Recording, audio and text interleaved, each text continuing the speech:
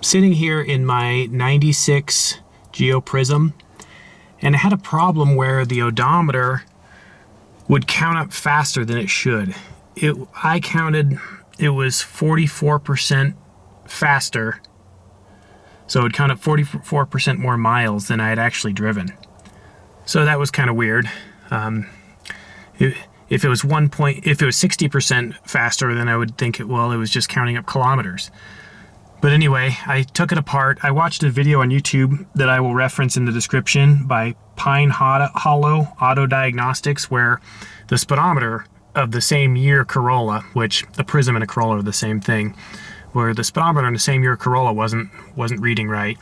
And in that video, he shows you how to take apart the instrument cluster and how to get the speedometer out.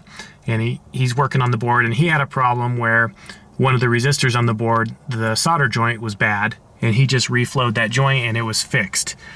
Well, it was the same situation for the odometer. So I'm going to put up a picture.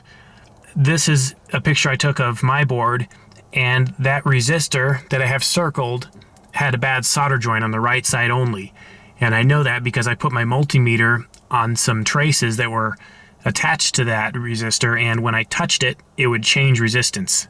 So it's actually a jumper. It looks like a surface mount resistor, but it's just a jumper. It would read 0.3 ohms, which is close enough to 0 to be a jumper.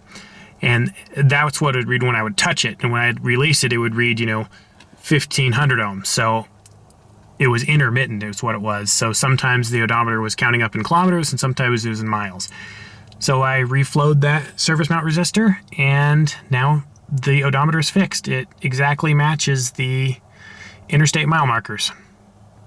So I just wanted to make this video to help out the next guy. Good luck.